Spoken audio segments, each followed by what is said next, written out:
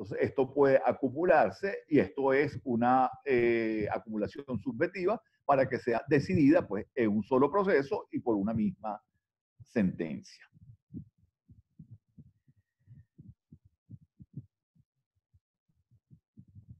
Cuando hablamos de la inecta acumulación de acciones, pues son esos casos pues, a los cuales hicimos referencia, que están establecidos en el artículo 78 del Código de Procedimiento Civil. Entonces, que son los casos en que efectivamente no pudieran acumularse. En el caso de la acumulación profe, de disculpe, ¿le autos puedo o de preguntar? procesos. ¿Perdón? Adelante, adelante.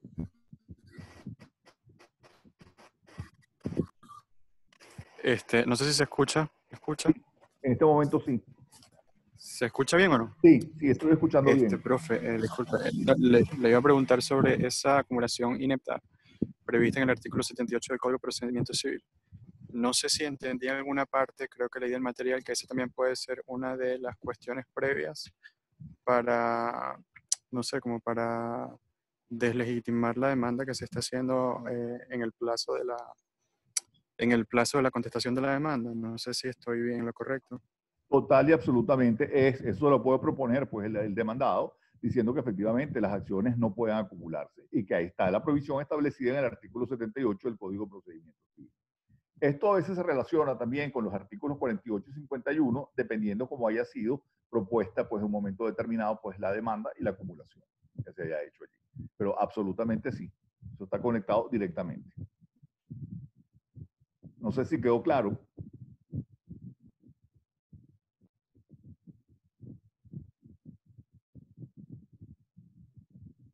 ¿Quedó claro? No sé si están oyendo en este momento. Profe, Sí, sí, quedó se claro. entendió. Creo que Raúl, Raúl, el compañero que le Sí. preguntó el micrófono, no lo tiene activo, entonces creo, pero él asintió con la No, sí lo cabeza. entendí, profe. Sí, lo entendí completamente. Ok, bueno, entonces seguimos adelante.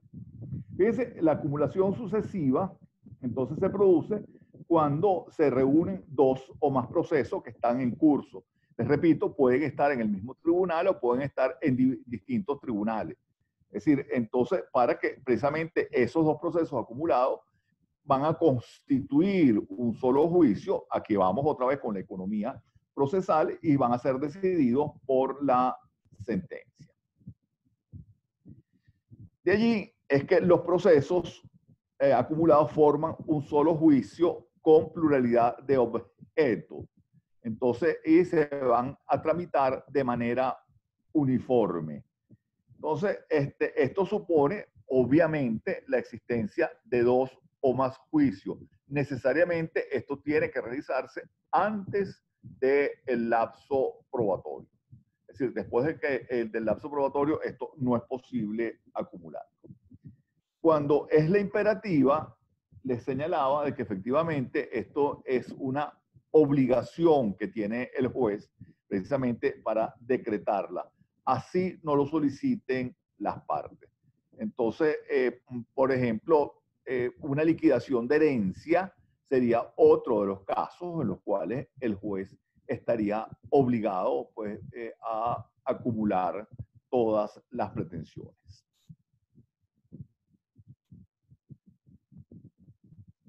La acumulación facultativa, esto se va a hacer simplemente a solicitud de parte. No siempre tiene que hacerse o lo tiene que hacer la parte. Y efectivamente, si el juez considera que se están dando los extremos establecidos en los artículos 79 y 80 del Código de Procedimiento Civil, procederá pues a decretar la acumulación y esto le corresponderá de seguir adelante con el proceso el juez que haya prevenido, es decir, aquel juez que haya citado primero. Es decir, el que citó primero es el que previno y en consecuencia es el que corresponderá sustanciar pues, estas demandas acumuladas. Y finalmente, cuando la improcedencia de la acumulación de autos. Esto está regulado pues, en el artículo 81 del Código de Procedimiento Civil. Entonces, que son los casos en cuando ya los juicios no estén en la misma instancia. Hay uno que está en primera instancia y el otro está en segunda instancia. Pues. Esto es evidente que no se pueden acumular porque si lo va a resolver el de segunda instancia, le estarían cercenando pues, el derecho de defensa de las partes porque le estarían quitando una instancia. Si lo debe resolver el de primera instancia, sería también pues, totalmente ilógico porque habría que reponer la causa, un juicio que ya está decidido, para que se acumule a otro, para que el juez vuelva a dictar una sentencia sobre algo que ya estaba decidido. Entonces, por supuesto, esto es inaceptable que cuando estén en instancias distintas que se puedan acumular. Entonces, cuando se trate de juicios que cursan en tribunales civiles y mercantiles ordinarios, entonces, en estos casos, pues evidentemente que ya les decía que en Venezuela no es aplicable. Y no es aplicable porque se han acumulado pues, las competencias en la misma persona. Entonces, el juez tiene múltiples competencias, la competencia civil, la competencia mercantil o comercial.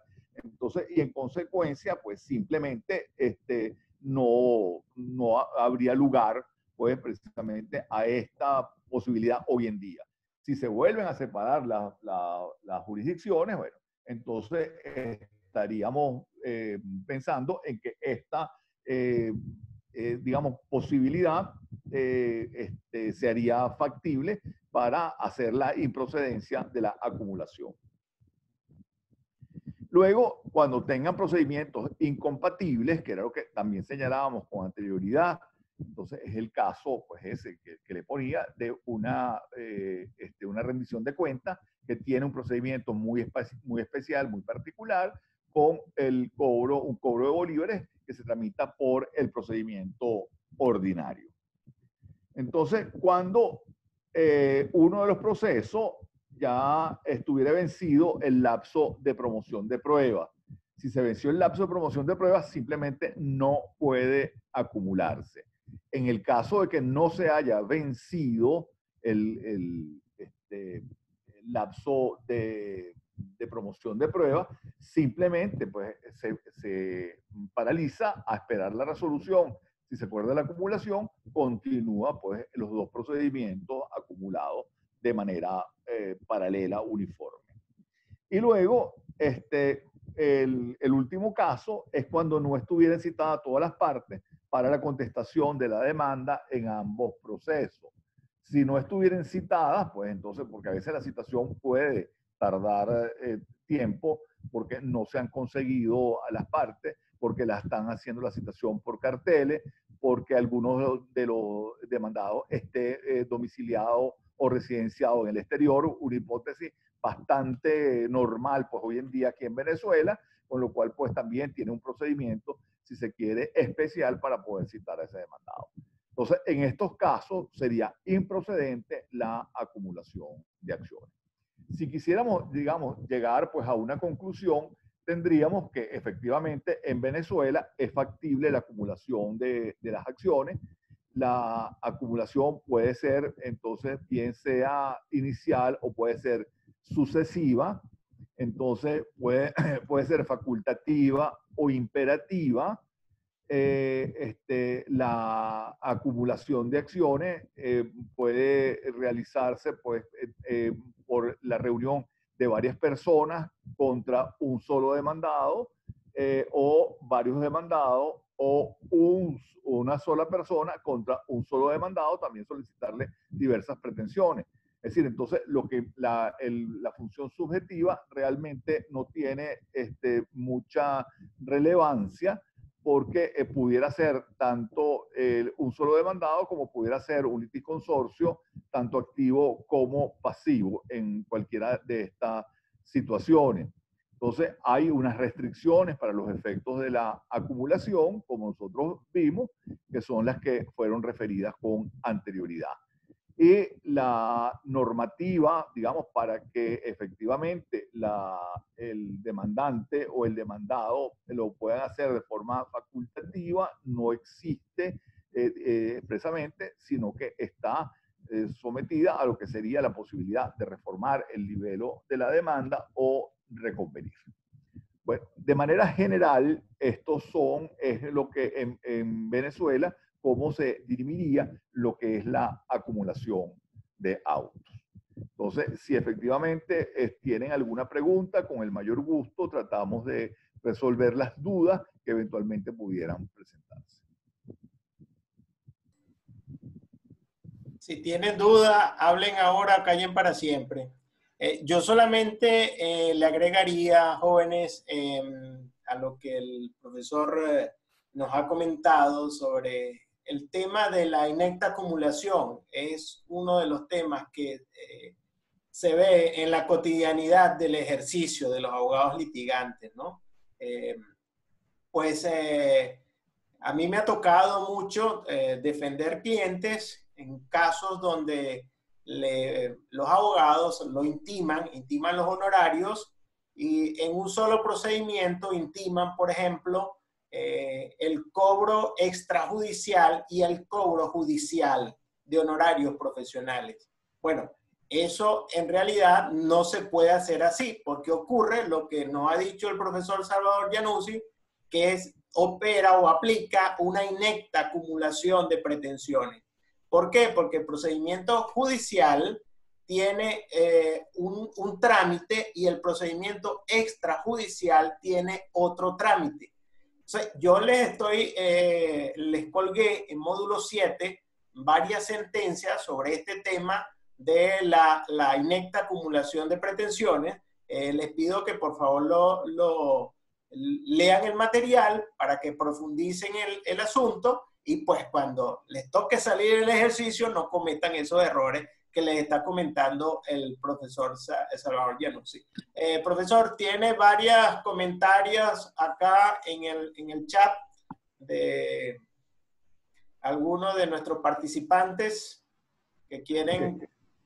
Ajá. Sí, estoy viendo aquí un par de preguntas. Entonces, la primera que la hace Sofía, pregunta si se puede dar algún ejemplo de la acumulación en razón solo del título. Claro, es que, por ejemplo, pudiera haber un contrato, pues, es decir, o pudiera haber, digamos, o mejor dicho, déjeme referir un poco lo que es el título y el documento fundamental, porque a veces se confunde el título con el documento, que son cosas distintas.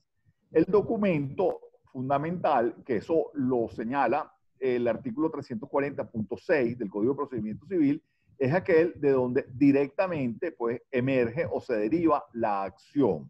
Entonces, aquí tendríamos, por ejemplo, en el caso del cobro de una letra de cambio, que es un caso bastante sencillo, tendríamos precisamente que el documento fundamental sería la letra de cambio, la cambial, que se debe acompañar con el libro de demanda, porque de allí deriva la pretensión que se tiene de exigir la suma de dinero que está cartulada en esa letra de cambio. El título, por el contrario, es precisamente lo que sería la vinculación que une a dos o más personas, entonces, para los efectos de exigir, pues, en un momento determinado, alguna responsabilidad.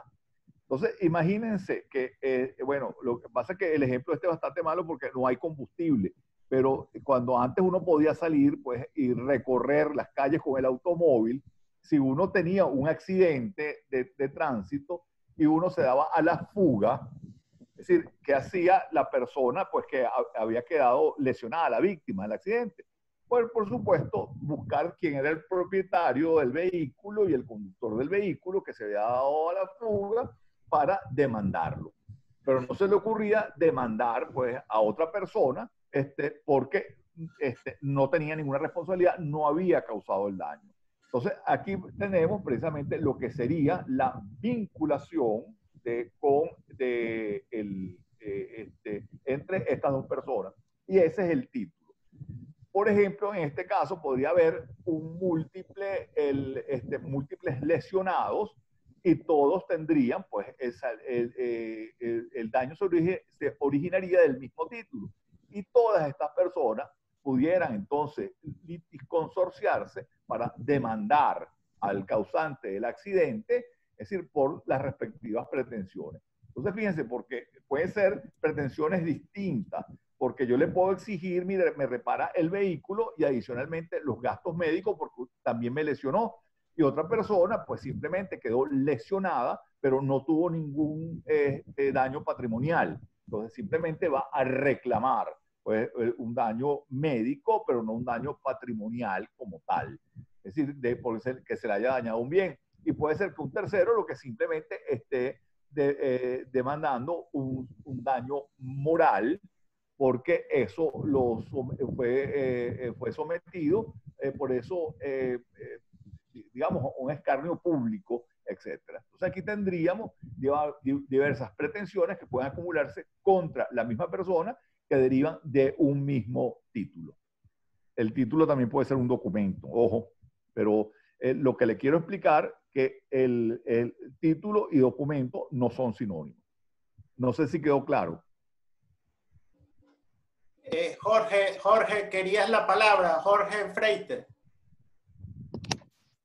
Sí, profe, yo tenía un planteamiento, no sé, cuando estaba revisando o investigando sobre este tema para esta clase, me topé con una sentencia que aparentemente fue, o sea, un poco llamó la atención en el año 2017 con respecto a una sentencia de la Sala Electoral del TSJ con respecto a un recurso a un recurso que se interpuso eh, para regular el tema en contra de la declaratoria de la convocatoria de la Asamblea Nacional Constituyente y en consecuencia parte de esa convocatoria de todas las y buscando la nulidad de todas las acciones que dicho órgano pudiese tomar a posterior. No sé si el profe Salvador sabe de qué sentencia me refiero. No, de verdad que no. Lo que pasa es lo siguiente, que usualmente las decisiones de la sala electoral no son los mejores ejemplos porque son decisiones políticas. Es decir, entonces los jurídicos casi que lo dejan de lado, entonces, inventan pues una decisión para darle o no darle la razón a alguien. Entonces a veces son los peores ejemplos que uno puede tomar por esa razón. Entonces, Sí. les comento algo. Cuando uno revisa las decisiones del TCJ, uno se encuentra con algunas sentencias muy buenas, pero muy, muy buenas. Entonces, porque es la sentencia en el juicio que sigue Pedro contra Juan, que no son personas que tienen alguna relevancia política, que no están conectados con nadie desde el punto de vista político. Entonces, es una decisión jurídica. Pero en el momento en que hay una vinculación con alguien de la política, pues simplemente ya la viene distorsionada. Por ejemplo, el famoso caso del daño moral que demandaron Diosdado Cabello a Inversiones Watermelon, pues desde el punto de vista jurídico es una decisión bastante criticable, realmente. Entonces, porque influenció más el tema político que el tema jurídico allí. Entonces, realmente la sentencia esa no la conozco y no sé de qué trataba o qué se decidió en la decisión. Profe, sí, disculpe, permiso. Adelante. Igual de mi lectura se me generó una duda, porque, bueno, a fin de cuentas la sentencia lo que plantea es la inepta acumulación de pretensiones, porque consideran que entre una de las medidas cautelares planteadas, ellos consideran que esas medidas cautelares pudiesen ser materia de otro tribunal. Y en consecuencia de lo planteado, como usted comentaba en el artículo 78, al tener cierta vinculación en otra materia, declararon la inepta acumulación. La duda que yo quería traer a colación era en el caso de cuando se plantean o como nosotros como abogados planteáramos las pretensiones en una demanda, si nosotros, por ejemplo, o sea, desde qué punto, qué perspectiva usted considera o en qué medida se puede evaluar que ciertas consecuencias o ciertas solicitudes colaterales o subsidiarias, así como usted establecía, que tal vez pudieran ser materia de otro tribunal, en qué medida puedan ser incluidas en esa acumulación de pretensiones? Pero lo que pasa es lo siguiente, digamos, si estamos hablando de una petición que le corresponda conocerla a un tribunal con competencia en materia administrativa, es decir, y la pretensión está vinculada con materia ordinaria o materia civil o cualquier otra materia, pues evidentemente que ahí no pudieran acumularse las acciones, porque hay, pues, hay procedimientos, el juez no tendría competencia para poder resolverla. Entonces, eso tendría que ir totalmente aparte. Digo, pero en la mayoría de los casos hoy en día, es decir, esto no es frecuente, porque ese caso, porque como les señalaba, aquí en Venezuela, simplemente, que fue posiblemente un gran error, por, entre comillas, crear más tribunales, a los tribunales existentes se le dio una múltiple competencia. Entonces, y por eso es que los tribunales tienen pues toda esta competencia en materia civil, mercantil, etcétera. Entonces eso ya no es aplicable. Yo digo, mire, es que esto es competencia mercantil, pero usted es juez mercantil también. Esto es competencia bancaria, es que usted es juez bancario también. Es decir, entonces usted puede conocerla precisamente porque usted tiene esta múltiple competencia. El problema vendría si efectivamente los procedimientos son incompatibles. Entonces, recuerden que la mayoría de los procesos o de los casos se sustancian y se tramitan por el procedimiento ordinario. Y cuando la ley quiere un procedimiento especial, pues simplemente lo señala.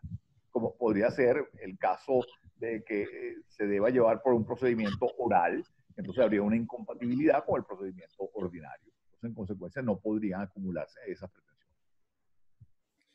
David Mezzoni, ¿tiene otra pregunta por allí, profesor Januzzi? Y aquí está, si puedo dar un ejemplo, en inecta acumulación de pretensiones que se excluyen entre sí.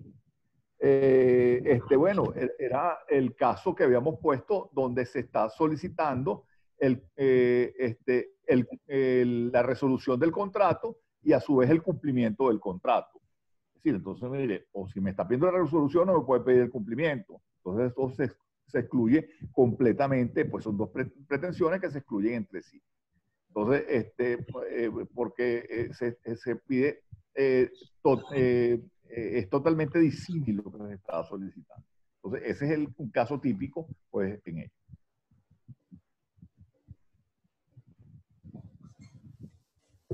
No sé si hay ¿Alguna otra pregunta? Profe, justo con ese ejemplo que usted acaba de traer a colación sobre sobre el tema de los contratos, que se declare en ese caso la inecta acumulación de pretensiones porque se excluyen entre sí. En el caso de que, por ejemplo, yo cometiera ese error, un abogado cometiera ese error y se declarase la inepta acumulación de pretensiones, a posterior, igual el mismo abogado pudiese presentar ante el mismo tribunal, debido a que es la misma materia, ambas pretensiones en forma separada, igual no seguiría siendo contradictorio a pesar de que no se encuentran acumuladas, porque igual estaría el mismo juez, el mismo tribunal, la misma circunscripción, juzgando sobre dos temas contradictorios, de forma separada, acumulada, pero igual contradictorios. Claro, de todas maneras, pues obviamente que en esos casos, entonces, precisamente mediante las cuestiones previas se puede depurar algunos de los procedimientos. Diciendo, mire, si usted me pidió el cumplimiento, es decir, no me pide me pidió la resolución, no me pide el cumplimiento de esto.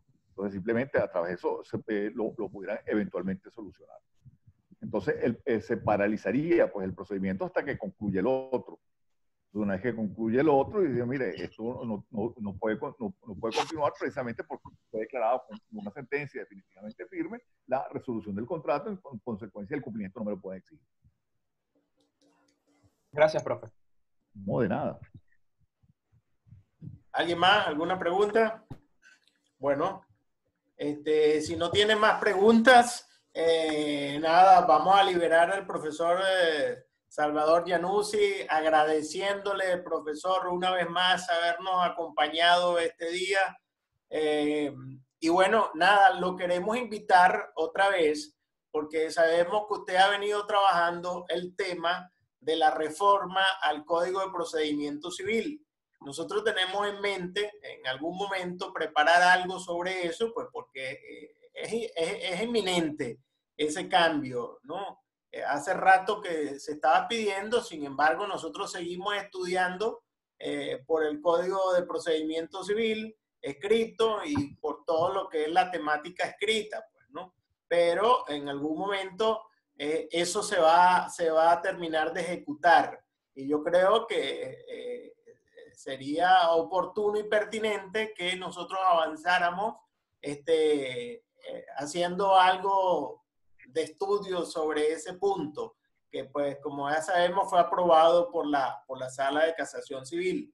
Entonces, un rato de esto, profesor, si nos permite, le vamos a volver a invitar para hablar sobre ese tema, porque yo sé que en Caracas se hizo una jornada, un curso, no me recuerdo qué fue lo que hicieron exactamente, pero fue bastante interesante y entonces, bueno, nosotros también queremos estar al día con esos temas, pues, ¿no? Entonces lo vamos a volver a invitar. Muchísimas gracias por habernos acompañado, pues, y nada, lo vamos a despedir como despedimos a las estrellas, con un aplauso y muchísimas gracias por habernos acompañado. Aplauso por ustedes. Aplauso, hasta luego. Gracias, profesor. Muy amable. Un segundo. Mira, Dígame. yo quería decirles algo, que es lo siguiente en relación con la reforma del Código de Procedimiento Civil. Sí. Ciertamente en Caracas hicimos varios foros y conversaciones sobre el proyecto que se estaba en reforma. Después eso se paralizó totalmente, entonces quedamos otra vez en la nada. Se produce la decisión de la Sala de Casación Civil de agosto, del 14 de agosto del año pasado, entonces en la cual modifican el Código de Procedimiento Civil, crean un nuevo procedimiento, entonces que se debe implementar con una gran cantidad de fallas que tiene y eso fue el origen precisamente para otra serie de conferencias, de conversaciones sobre diversos puntos, a los cuales fueron varios de los jueces y fueron varios representantes de la misma, el Tribunal Supremo de Justicia, para oír pues, los planteamientos que se estaban haciendo. En este momento, es decir, yo creo que la situación es también completamente diferente. ¿Por qué razón? Estamos nosotros con la pandemia del COVID. Entonces, la relación va a cambiar completamente. Entonces, ya nosotros tenemos que pensar pues, en otra forma de litigio. ¿Qué está sucediendo? Pues, es decir, adicionalmente, que en la justicia aquí la tenemos totalmente paralizada porque, por el tema de la pandemia. En algunos países, en América Latina, 2 países se manejan, o 3, porque también incluyendo a Brasil, pero de los hispanoparlantes, Costa Rica y Chile, son los que tienen pues una posibilidad mayor. Todos los demás países, lamentablemente, estamos a la saga de esto.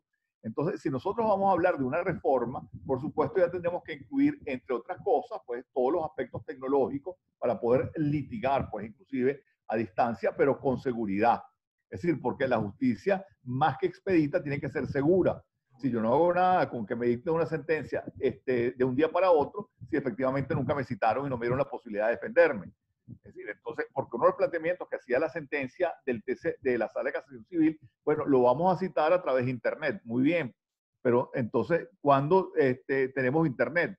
Es decir, entonces, si lo tuviéramos seguro, dice, bueno, esto es una maravilla, porque también reduce costo. No tengo por qué pagarle al alguacil, no tengo por qué publicar un cartel, que me cuesta carísimo publicar un cartel en prensa, etcétera, etcétera.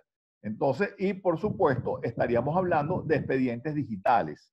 Es decir, cuando nosotros llegamos a los tribunales, pues no sé si todos estos jóvenes han ido a los tribunales, y cuando ven que el alguacil tiene un punzón de hielo que le está clavando el expediente, entonces para meter una aguja gigantesca con hilo pabilo y amarrar el expediente. Es decir, eso es decimonónico completamente. Es decir, eso no tiene hoy en día mucho sentido. Es decir, cuando uno debería estar viendo el expediente precisamente a través de estos medios. Es decir, por otro lado, pues, es decir, nosotros no podemos obviar, pues, también lo que sería lo que sería la inteligencia artificial, que por cierto, hay un trabajo de un abogado, pues allá de Puerto Ordaz, nuestro, de la Universidad Católica, sobre la inteligencia artificial, muy bueno, pues el trabajo, y creo que hasta fue premiado. Entonces, con lo cual, pues nosotros tenemos que pensar ya en los tribunales también introducir este elemento de lo que sería la inteligencia artificial, porque hay una serie de cosas que lo puede resolver directamente esto sin que el juez puede dedicarse pues a asuntos un poco más de fondo. Entonces yo creo, digamos, que por lo menos desde mi ángulo, que eso serían parte de lo que nosotros deberíamos conversar de cómo podría ser una futura reforma, utilizando la tecnología y los medios tecnológicos pues, al servicio del derecho. ¿Vale? Así es, profesor. Fíjense que eso es un tema sumamente interesante. Bueno, porque todos estos jóvenes son millennium, manejan muy bien todo el tema tecnológico. Creo que la semana pasada en Japón ya entró en funcionamiento un tribunal donde el juez es un robot. Entonces, hay una ley especial que regula este tipo de situación. Entonces, nosotros estamos quedando en el atraso y apenas nuestro código de procedimiento, estamos apenas pasando a la oralidad y pues no estamos tomando en consideración estos avances.